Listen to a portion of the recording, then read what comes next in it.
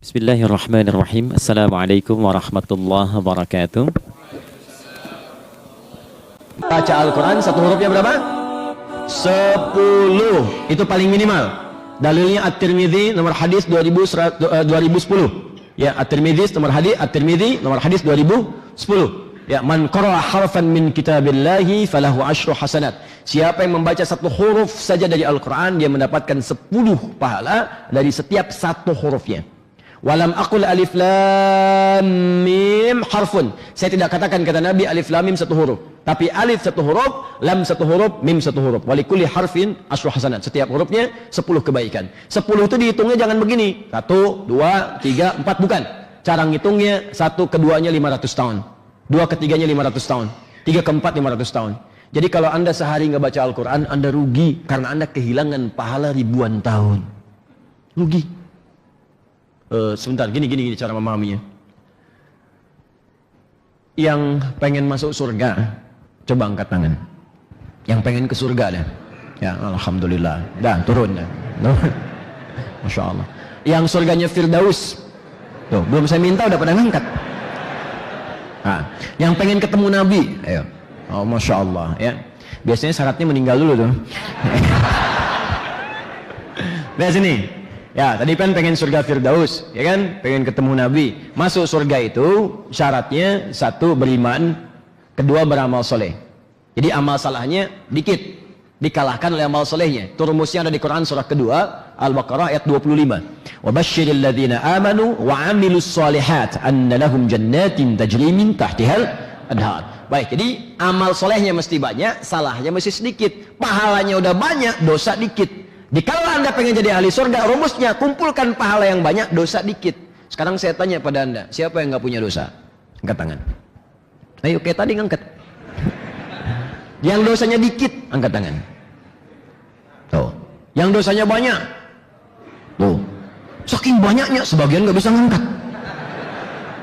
Nah, ini kan dahsyat. Ngaku dosa banyak, pengen ke surga. Rumus menghilangkan dosa dengan amal soleh. Ketika soleh naik, salah turun. Itu rumus. Kalau salahnya naik, solehnya turun. Makanya orang-orang yang berbuat salah nggak bisa berbuat soleh. Orang-orang yang sering berkata yang kotor nggak punya kosakata yang baik. Makanya yang keluar salah karena di dalam dirinya nggak ada yang soleh. Orang-orang yang punya kata-kata soleh nggak bisa bertutur kata yang kotor. Bahkan mau mencela aja nggak ketemu. Cucu Nabi diantaranya Al-Hasan tuh, wow, Masya Allah, mulia akhlaknya, mirip Nabi SAW. Ya, dari wajah Al-Husain juga mirip Nabi. Tapi kalau disebutkan akhlak, para ahli hadis, ahli sejarah mengatakan diantara yang paling mirip akhlak Nabi, Allahu Akbar, Al-Hasan. Al-Hasan cucu Nabi SAW, ahli Quran, ahli Al-Quran. Ya, sepeninggal Nabi SAW, dalam keadaan fitnah yang sangat dahsyat, jalan di pasar dengan anaknya diberi nama dengan nama kakeknya, datuknya Muhammad. Allahu Akbar, sedang jalan dicaci maki oleh orang sekitarnya. Dasar kamu begini, didengarin sampai habis. Anda bayangkan, dicaci sebuku, nggak ada satu huruf pun bisa membalas, didengarkan. Begitu orangnya pergi, fantalaqa, orang yang mencela ini pergi, anaknya bertanya pada bapaknya, ya abati lima lam tarud. Pak, kenapa nggak dibalas? Atau diklarifikasi, bapak nggak seperti yang dia sampaikan. Apa jawaban Al-Hasan radhiyallahu ta'ala anhu? Kata Al-Hasan, ya bunayya wala adri kaifa arud. Nah, bapak tuh nggak tahu bagaimana cara balasnya. Jadi mencari di hatinya itu untuk membalas, sekedar mengatakan saya nggak seperti yang kamu sebutkan, atau kamu pun tidak lebih baik daripada saya. Itu kalimat itu nggak ketemu, Pak, Bu, nggak ketemu. Saking bersihnya hatinya. Di kalau orangnya soleh, maka yang salah akan hilang. Ya, makanya orang-orang baik itu menemukan kata-kata kotor nggak bisa, menemukan celaan nggak bisa, karena memang susah, nggak ketemu di hatinya. Sama orang yang salah pun menemukan yang baik susah. Ya, preman ketemu akhi, assalamualaikum, susah. Kiai, ustadz bisa, jamaah ta'lim mungkin, akhi, assalamualaikum, ukhti, assalamualaikum, nyampe. Ya, karena itu orang yang terbiasa baik akan keukur dalam hidupnya. Nah, rumus cepatnya, kalau ingin baik, yang salah ingin kita hilangkan, rumus cerdasnya, cari amalan yang ketika dikerjakan pahalanya berkumpul. Banyak. Modal dikit, keuntungan banyak. Salat dikerjakan, selesai salat, pahala 10. Selesai salat. Tapi Al-Quran setiap hurufnya, bukan selesai baca, setiap hurufnya langsung diberikan 10. Jadi kalau Anda punya dosa satu nih, satu salah lihat, mata salah lihat, yang nggak boleh dilihat kelihatan. Ada gambar nggak bagus di handphone, kelihatan. Istighfar iya, cuman mata nggak berpaling. Astagfirullah, salah nih. Pak, salah nih, astagfirullah. Salah. Satu salah, baca Quran. Apalagi pada yang tidak diniatkan, nggak sengaja, ada yang terlihat dipalingkan. Salah, baca Quran, sekali satu huruf hilang tuh. Masih punya modal 9. Masya Allah. Tapi bacanya juga jangan begitu-gitu amat tuh kan. Dosa berapa nih sehari ini? Kayaknya cuma 5 deh. Masya Allah. Alif Lam Mim. Udah dulu ah. Boleh.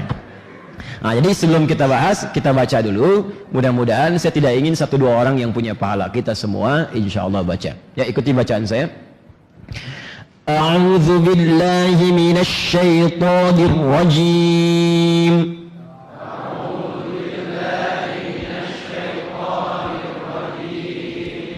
Zu bukan du. A'udzu billahi minasy syaithanir rajim.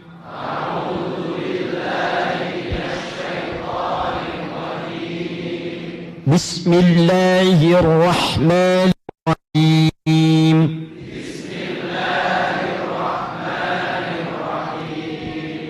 Suratun anzalna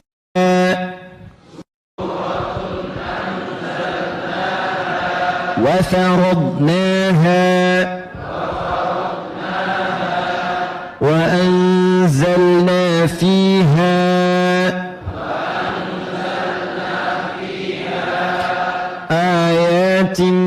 بينات لعلكم تذكرون.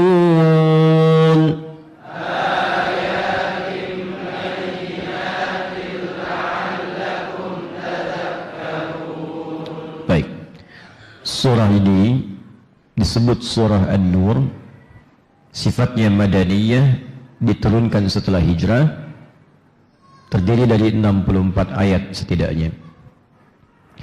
Kenapa dinamakan dengan An-Nur? Di pertemuan lalu sudah kita bahas bahwa seluruh isi di surah ini adalah bimbingan-bimbingan Allah yang dijanjikan oleh Allah. Jika diamalkan dengan benar, maka kita akan diberikan cahaya dalam kehidupan, baik di dunia, di alam kubur, ataupun sampai kembali ke akhirat menghadap Allah Subhanahu wa ta'ala. Saya sudah sampaikan di pertemuan lalu, setidaknya 64 ayat ini akan dibagi kepada 10 bagian pokok yang sudah saya sampaikan di pertemuan-pertemuan lalu. Detailnya kita akan bahas di pertemuan saat ini. Masuk kepada ayat yang pertama, kita bacakan. Sebelum kita mulai, kita sambungkan dulu dengan pengertian An-Nurnya.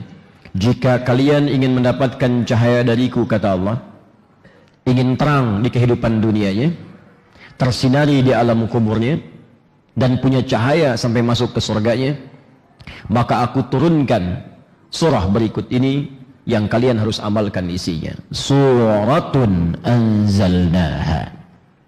Berikut satu surah kami turunkan seluruh isinya. Kalau ada kata surah, maka yang penting kita garis bawahi ada 2 yang paling utama.